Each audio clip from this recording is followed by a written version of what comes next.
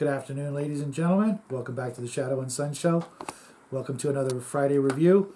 I am very pumped. You probably can't tell, but I am very excited for this video and this week and this weekend. A lot of big stuff happening for the little guy and myself. Today I'm going to be reviewing Emperor's Choice books 1 and 2, I'm going to call them for right now. That is the Arduin Trilogy and Vaults of the Weaver. I actually read both of these. Well, I'm almost halfway with this one, but it's got a lot of information I'm pretty familiar with.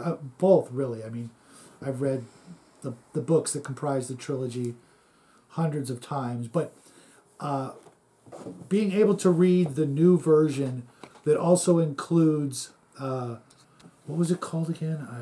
I can't believe I'm drawing a blank on that right this moment. The Arduin Adventure. It also includes the Arduin Adventure that was the, long time ago, it was a sort of starter set version of Arduin, a boxed game, self-contained project by David A. Hargrave. The new version that's put out by Emperor's Choice is a godsend.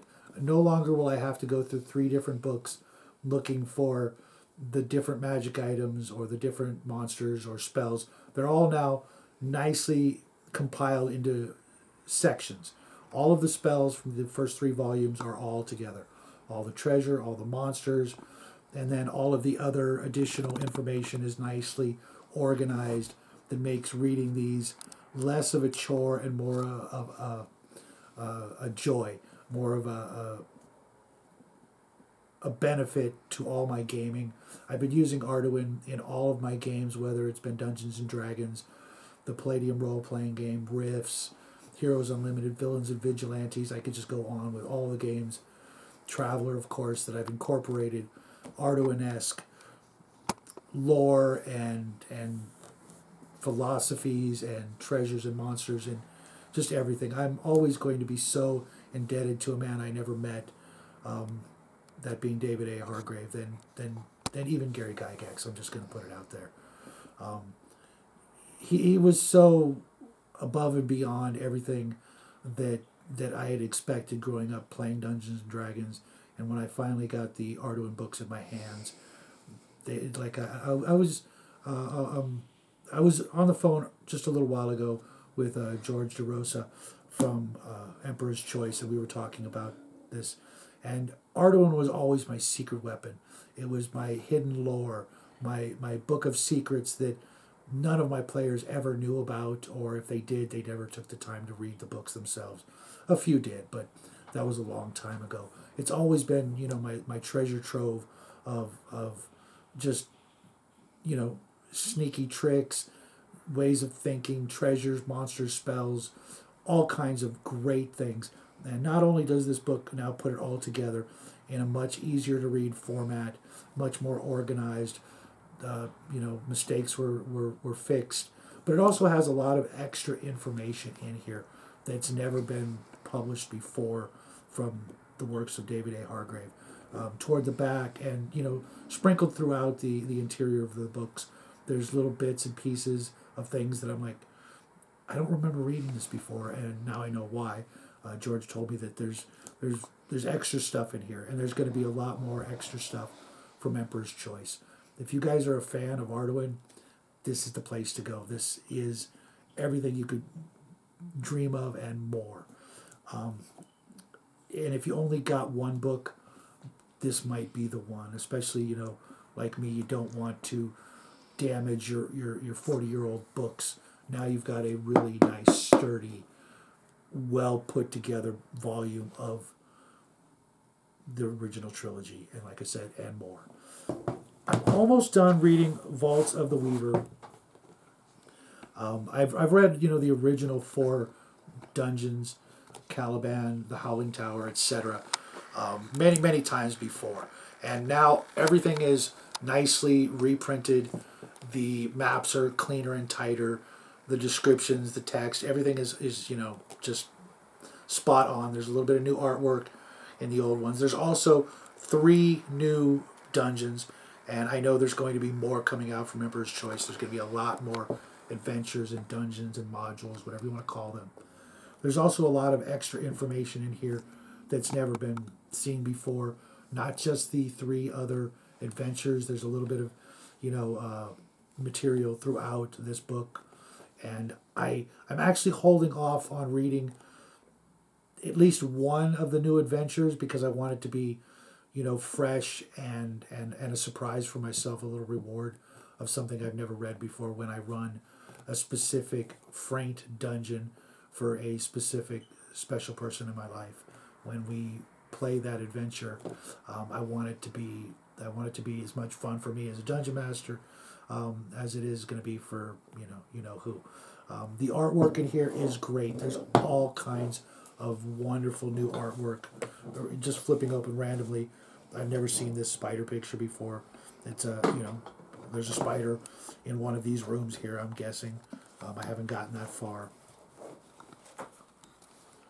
I don't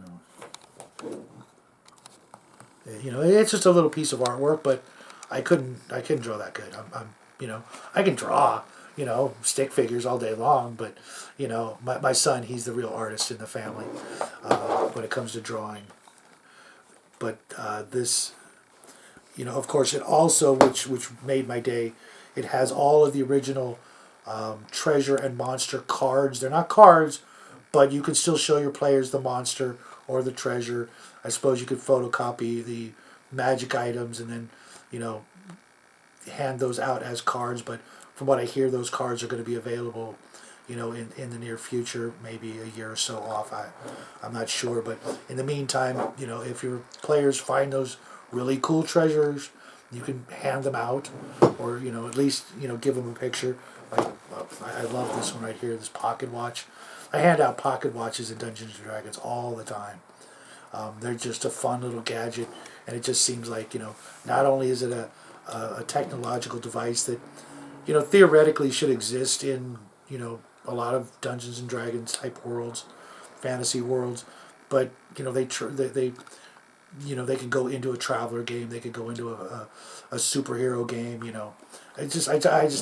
like pocket watches. I actually have a very nice one.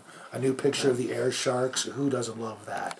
I mean, imagine you're walking down a dungeon corridor and out of nowhere come 2 great white sharks hovering in the air at top speed, jaws open, just hungering for your player characters. It's just a crazy but terrifying idea. When I saw Jaws, I couldn't go back into the ocean for an entire summer, and I grew up, in California, and we went to the beach every day, and then suddenly none of us could go back into the water. So, it's just a small example of the incredible monsters that David came up with, and if you don't have this book, or if you have the modules, or if you remember them, and you want to run them again, especially my favorite Caliban, this is the book for you. And like I said, there's even some new information in here. 3 new adventures. If you don't have it, grab it. There he is again, the man himself, David A. Hargrave. And before I let you guys go, I want you all to do me a little favor if you can. A new friend of ours, Eric Tenkar from Tenkar's Tavern. His show's coming on in about an hour. If you get a chance, go over there, tell him I sent you, hit the subscribe button. Even if you never watch the show again, just give him a shout out for us. We love his channel, and I'm getting ready to make burgers for the family and sit down and hang out with the guys at the tavern. I hope to see you guys there tonight. And until Sunday, when we will be painting up the dragon of the month that's not a dragon. Have a great weekend. We love you guys. Thanks for stopping by. We'll see you real soon. Good night.